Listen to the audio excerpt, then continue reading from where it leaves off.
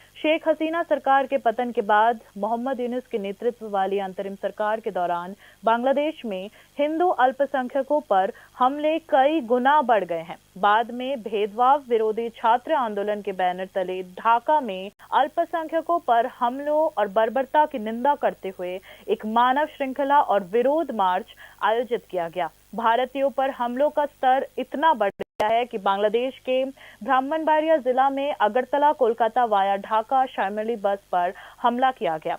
हालांकि बांग्लादेश के कुछ आम नागरिक इस तरह के हमले को किसी भी तरह से स्वीकार नहीं कर सकते हैं। रविवार को अगरतला के अखौड़ा चेकपोस्ट से होकर राज्य में आए बांग्लादेश के नागरिकों ने ऐसी राय व्यक्त की। इस तरह के हमले की घटना निंदनीय है और बांग्लादेशी नागरिकों ने अंतरिम सरकार के प्रमुख मोहम्मद यूनुस को इस संबंध में कार्रवाई करने के लिए एक संदेश भी भेजा है। এরকম ভাবে দেখছেন এরকম আক্রমণ থেকে আমরা নিন্দা না এগুলো আমরা নিন্দা জানাই। বাংলাদেশের সংখ্যালঘুদের উপর প্রতিনিয়ত আক্রমণ হচ্ছে এই ঘটনা কি বলবেন এখন পর্যন্ত? ঘটনাগুলোর আমরা তীব্র নিন্দা জানাই। আমরা এটা সবাই এবং ভারতীয় জাতীয় পতাকার উপরে যে অবমাননা করা এটা আমরা নিন্দা জানাই। আমাদের হিন্দু ধর্মের উপরে সুন্নতের আক্রমণ চালাইতেছে ইউনুস সরকার। এরকম কোনো কিছু আমরা এখানে দেখো এখন যে সরকারটা পরিচালনা করছে ওনার ব্যাপারে কি বলবো যারা এরকম নিয়ে কাণ্ড করছে? আমরা চাই উনি অতি দ্রুত এই বিষয়গুলো যাতে একবার স্বাভাবিক অবস্থায় নিয়ে আসে। এরকম যাতে কোনো কিছু আচরণ না করে আমরা আমাদের বর্তমান রানিং সরকারের উপর আমাদের রিকোয়েস্ট অনুরোধ। আপনি কোন জায়গা থেকে এসেছেন? আমি এখানে মানে শিক্ষার জন্য আসা। কতদিনের জন্য? हालांकि बांग्लादेश में हिंदुओं पर हमले का असर इतना है कि वे त्रिपुरा आकर भी सार्वजनिक रूप से अपना मुंह नहीं खोल पा रहे हैं। ভাঙতেছে তো যেখানে যে সরকার এখন আছে যে দায়িত্বে আছে ওনাকে কি বলবেন এরকম যিনি করছে? বলবো আর আমরা কিছু বলার তা আপনি তো একজন হিন্দু বলতে গেলে বাংলাদেশ থেকে এসেছেন। इस बीच बांग्लादेश में रिश्तेदारों पर हमले की घटनाओं को लेकर देश भर के आम लोगों ने चिंता जताई है। যা তখন আমাদের ভয় লাগে, আমরা ইন্ডিয়ার মানুষ, হ্যাঁ আমরা বাংলাদেশের জন্য আত্মীয় স্বজনের বাড়িতে যা আমাদের ভয় লাগে।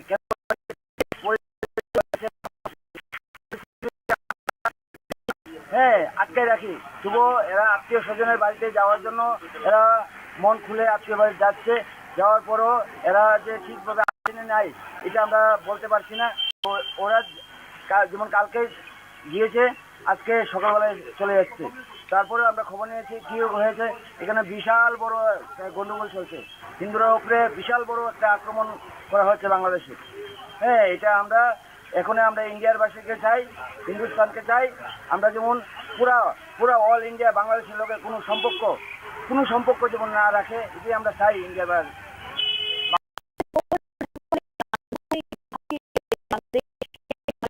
राज्य में आते हैं तो उनका अच्छा आतिथ्य सत्कार किया जाता है। আমরা বলতে চাই যে বাংলাদেশে যে ইউনুস সরকারের কাছে আমরা বলতে চাই যে আক্রমণ চলছে ইউনুস সরকার যাতে এগুলি বন্ধ করত। আমরা বাংলাদেশের থেকে যে মানুষগুলি আছে আমরা ইন্ডিয়ার ভিতরে কি সমাদর করি, তাদেরকে আদর করি, একদম রেসপেক্ট করি। আমাদের বিভিন্ন হোটেলে আগরতলা শহরের বিভিন্ন হোটেলে জামাই আদরের মতন তারা থাকে। তারা আইলে আমরা অতিথি আপ্যায়নের মতন আমরা সেবা করি, খুব ভালোভাবে তাদেরকে ব্যবহার করি। কিন্তু তারা আজকে যে একটা সরকার গঠিত হয়েছে বাংলাদেশের মধ্যে ইউনুস সরকার, উনি সনাতন ধর্মের ভিতরে হিন্দু ধর্মের প্রতি যেইভাবে আক্রমণ চলছে, বাংলাদেশের যে হিন্দু ধর্মের মানুষরা অনাহারে অত্যাচারে কিভাবে কি হাই হাই কইরা মানুষ বাঁচার চাইতেছে বিভিন্ন জায়গা বিভিন্ন জেলাতে আমাদের কাছে এই খবরগুলি আসতেছে। আমাদের এই বর্ডার দিয়ে প্রচুর বাংলাদেশিরা আছে, আমরা তো খুব সুন্দরভাবে তাদেরকে ব্যবহার করি, জামায়াত ধরে তাদেরকে ভালো অভ্যর্থনা করি। কিন্তু সেই পরিস্থিতি বাংলাদেশের ভিতরে নাই। আমরা চাই বাংলাদেশের যে সকল ধর্মের লোক বাংলাদেশ এই জিনিসটা সহযোগিতা করে এই জিনিসটা যাতে বন্ধ করে বাংলাদেশের উপর।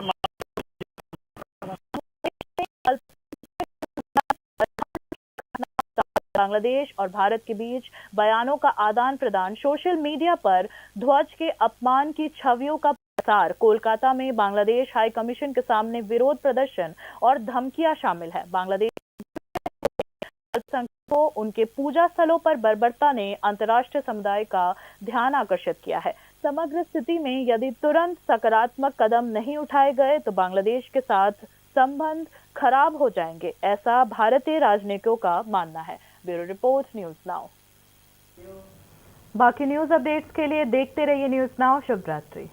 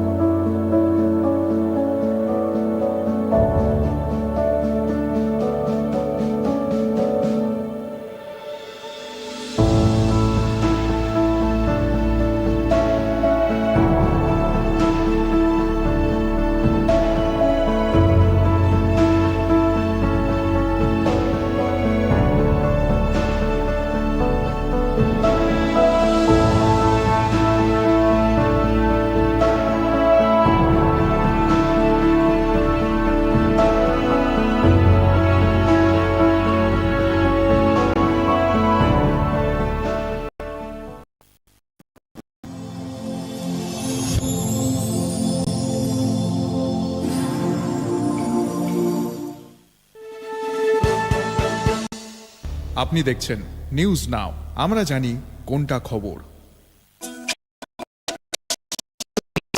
ঘরে তাই সুগন্ধে ভরে, যা খুশি তেমনই খাই, তোমার জাদুর রান্নায় থাকে শুধু লংতরাই, থাকে শুধু লংতরাই। কত কেজি রান্না হয়, মনটাই গড়ছো জয়, ভালোবেসে বলছি তাই, রান্নায় তোমাকে চাই, চাই শুধু লংতরাই, চাই শুধু লংতরাই। লংতরাই গুঁড়ো মশলা, রান্নায় তোমাকে চাই, চাই শুধু লংতরাই। আপনি দেখছেন নিউজ নাও, আমরা জানি কোনটা খবর। মশলা হাতে নয় চামচে তুলুন। লংতরাই গুঁড়ো মশলার প্রতিটি 250 গ্রাম প্যাকেটের সাথে 1টি চামচ ফ্রি। লংতরাই গুঁড়ো মশলা, রান্নায় তোমাকে চাই।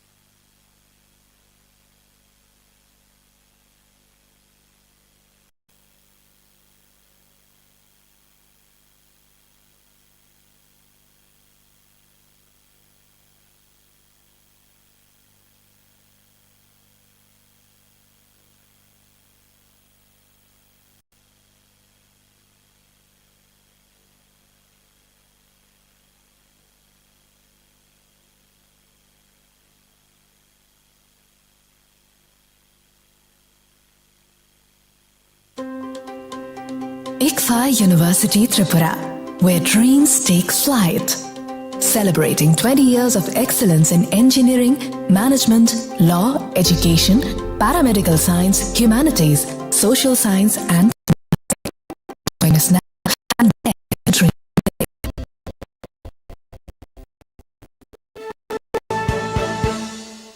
আপনি দেখছেন নিউজ নাও, আমরা জানি কোনটা খবর।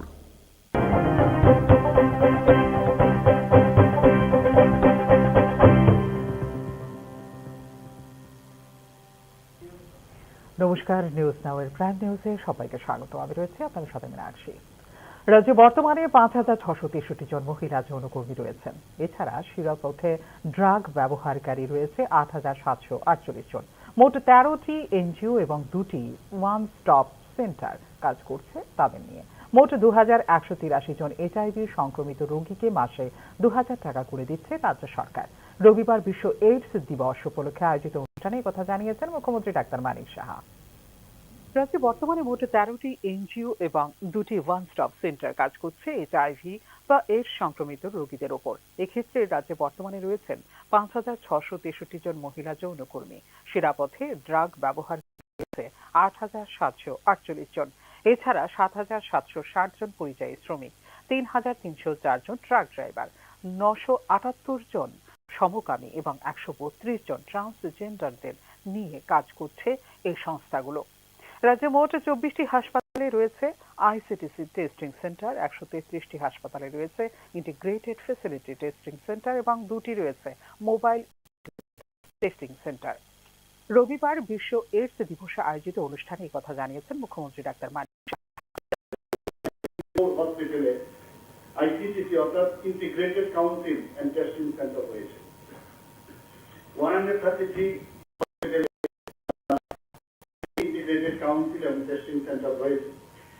আমাদের একটি মোবাইল ইন্টিগ্রেটেড কাউন্সিল এবং টেস্টিং সেন্টার ভ্যান কাজ করছে এবং মাদার টু চাইল্ড ট্রান্সফারের যে বিষয় আমি বললাম যে এইচআইভি সেটা কন্ট্রোল করার জন্য এখানে prevention of parents to child transmission centre আমাদের এই জিএমসির মধ্যে সেটাও আছে।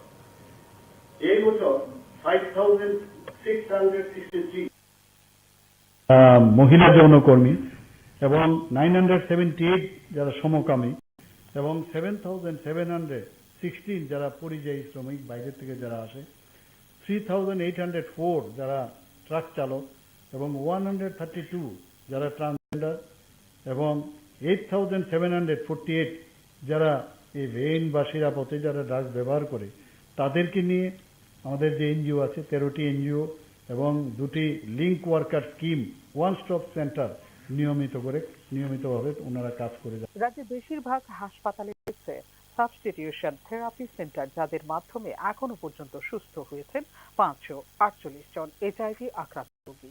এছাড়া রয়েছে 18টি স্যাটেলাইট ওপিওড থেরাপি সেন্টার, যেখানে বিনামূল্যে দেওয়া হয় এইচআইভির ওষুধ। বর্তমানে এইচআইভি আক্রান্ত ২,১৮৩ জন রোগীকে দেওয়া হয়েছে মাথাপিছু ২,০০০ টাকা করে, জানিয়েছেন মুখ্যমন্ত্রী। ত্রিপুরার প্রায় বেশিরভাগ নির্দিষ্ট হাসপাতালে ওপিওড বা সাবস্টিটিউশন থেরাপি সেন্টার কাজ করছে। এর মধ্যে এই যে ট্রিটমেন্ট তাতে করে প্রায় 548 জন অলরেডি সুস্থ হয়েছেন মানে অনেক তাদের যদি যে ভাইরাল লোড অনেকটা কম আছে।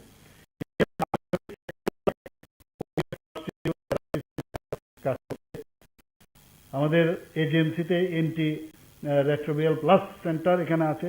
ধর্মনগর ধলাইয়ে ডিস্ট্রিক্ট হসপিটালে ইন্টিগ্রেটেড রেট্রোবিয়াল থেরাপি সেন্টার আছে। উদয়পুর ডিস্ট্রিক্ট হসপিটালে, কৈলাসহর শান্তিবাজার ডিস্ট্রিক্ট হসপিটালে, তেজপুরা sub divisional hospital, Sabroom sub divisional হসপিটালে লিঙ্ক রেট্রোবিয়াল থেরাপি সেন্টার, সেখানেও সেটা বিনামূল্যে সেটা কাজও করছে, বিনামূল্যে ওষুধও বিতরণ করছে। প্রায় ২,১৮৩ জন যে পেশেন্ট আছে যারা এফেক্টেড তাদেরকে প্রতি মাসে ২,০০০ টাকা করে দেওয়া হচ্ছে সরকারের তরফ থেকে। এইচআইভি বা এইডস সম্পর্কে সচেতনতা গড়ে তুলতে বিদ্যালয় পর্যায়ে রয়েছে রেড রিবন ক্লাব। বর্তমানে তা মহাবিদ্যালয় এবং বিশ্ববিদ্যালয়গুলিতে চালু করার নির্দেশ দিয়েছে রাজ্য সরকার। উত্তর পূর্বাঞ্চলের রাজ্যগুলির মধ্যে এইচআইভি এইডস রোগীর ক্ষেত্রে প্রথম সারিতে রয়েছে Mizoram, Manipur, Nagaland. Bureau report, news now.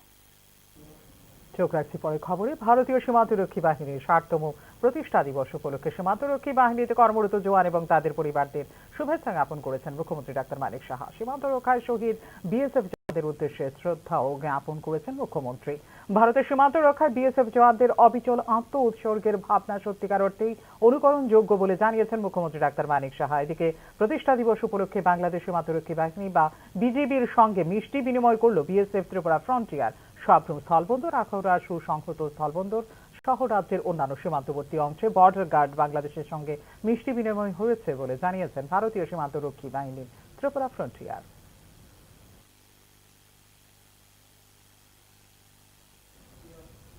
ত্রিপুরার 856 কিলোমিটার আন্তর্জাতিক সীমান্তের 3 দিকেই রয়েছে বাংলাদেশ।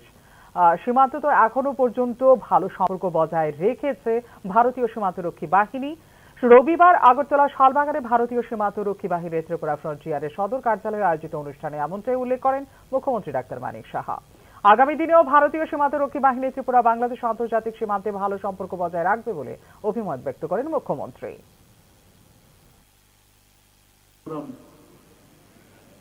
इसको आप लोग देखें, हमेशा देखते हो।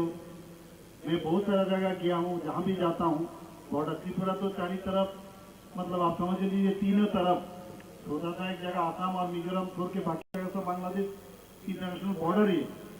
तो उस एरिया में जैसे फेंसिंग, उसके बाद सर्विलेंस टेक्नोलॉजी और